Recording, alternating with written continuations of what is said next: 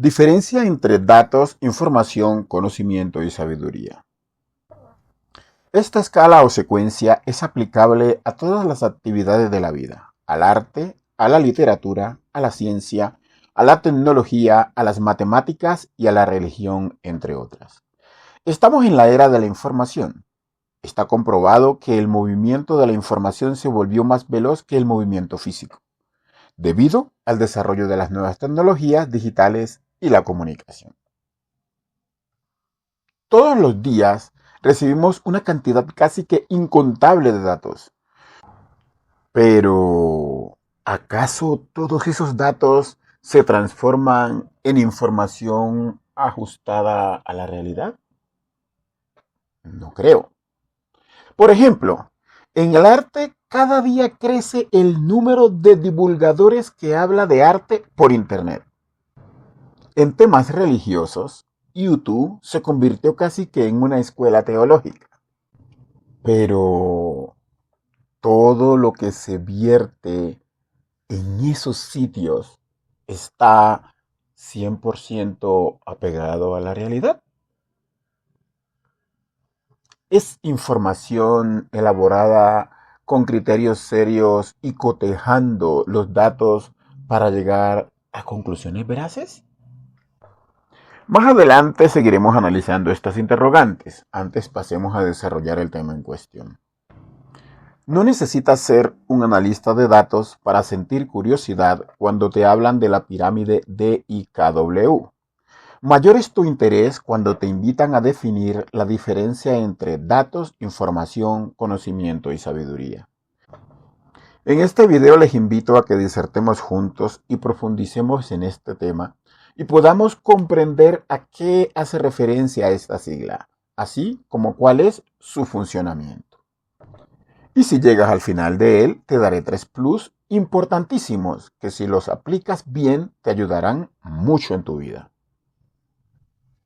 Y a todas estas, ¿qué es el DIKW? El modelo DIKW, por sus siglas en inglés, datos, información, conocimiento y sabiduría, se refiere a los procesos de adquisición, aprendizaje y aplicación práctica de la información.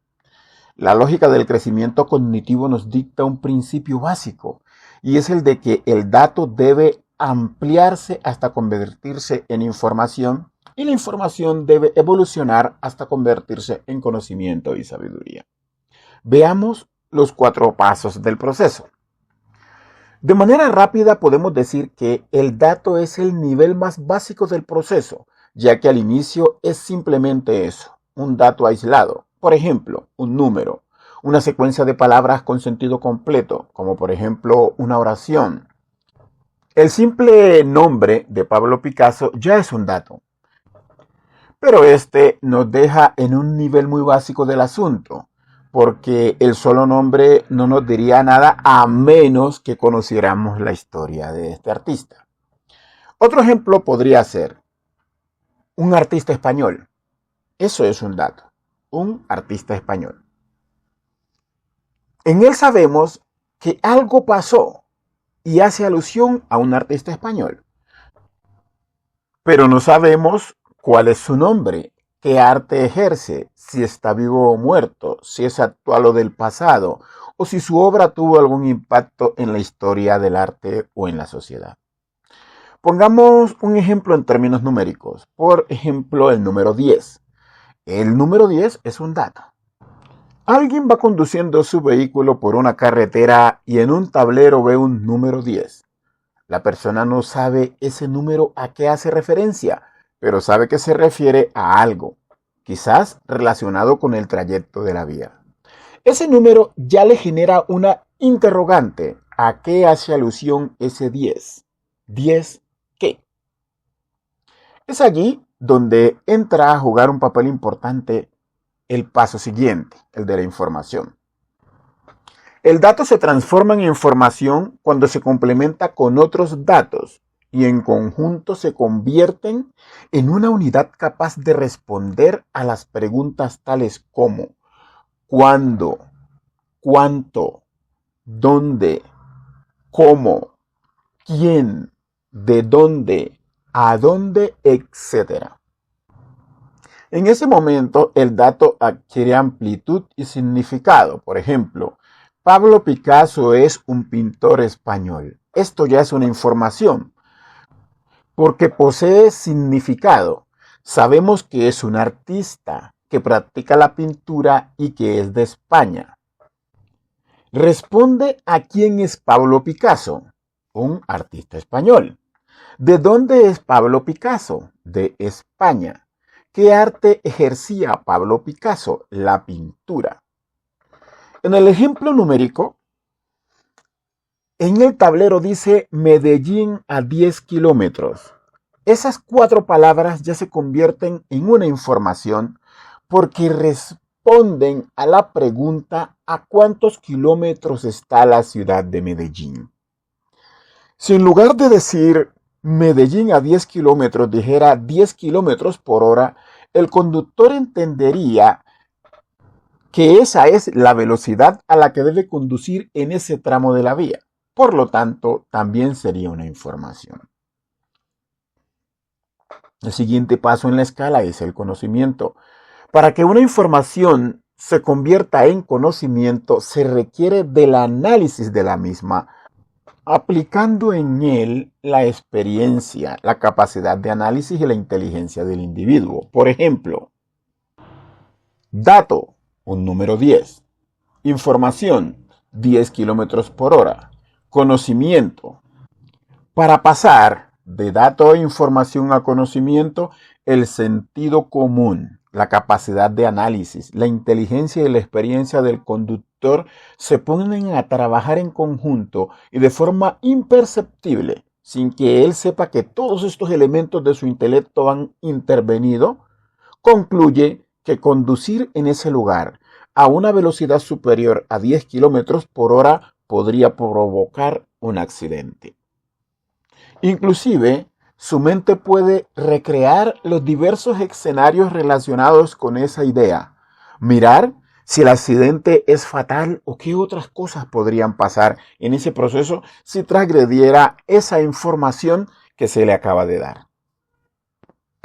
Si los datos fueron veraces y la información fue correcta, entonces el conocimiento también es el adecuado, es el correcto. Cuando el conocimiento es el correcto, este conocimiento aplicado a otros elementos podría conducirnos a la sabiduría. La sabiduría se alcanza cuando somos capaces de aplicar en la práctica ese conocimiento adquirido. Entonces, antes de continuar, definamos lo que es sabiduría. Mezclando las definiciones de varios diccionarios, llegué a esta conclusión. La sabiduría es un concepto que se refiere al grado más alto del conocimiento, el punto en el cual convergen la inteligencia, la experiencia, el sentido común y el buen juicio. Esta se caracteriza por la capacidad de aplicar la inteligencia para resolver problemas y tomar decisiones usando los conocimientos adquiridos con prudencia y sensatez. Para que un dato se convierta en información, se hace necesario que éste se complemente con otros datos y que todos estén ajustados a la verdad, es decir, que sean reales o verdaderos, que no obedezcan a una falsedad o distorsión de la realidad. Cuando los datos que forman una información no son verdaderos, se genera la desinformación.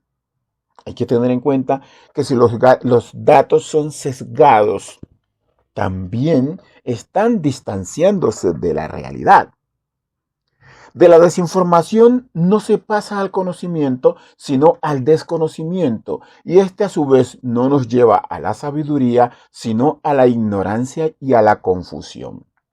Es por esto que es muy importante que aprendamos a evaluar la veracidad de la información que recibimos para que al aplicarla a nuestras vidas nos conduzca a acciones y decisiones sabias.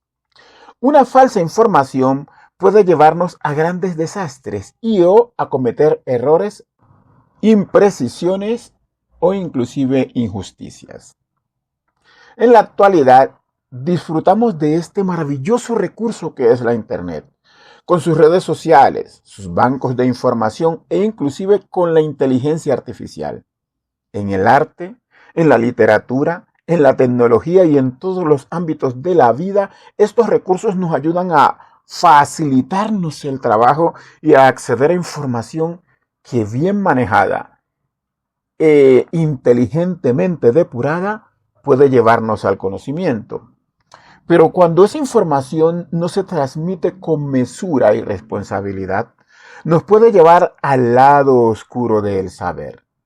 Lo grave del asunto es que hoy en día muchas personas asumen la información recibida en un video, en un blog e inclusive en un libro como la última verdad revelada que va a cambiar sus vidas, sin cernir los datos recibidos, sin cotejarlos y sin someterlos al escrutinio de la inteligencia, la experiencia, el sentido común y el buen juicio.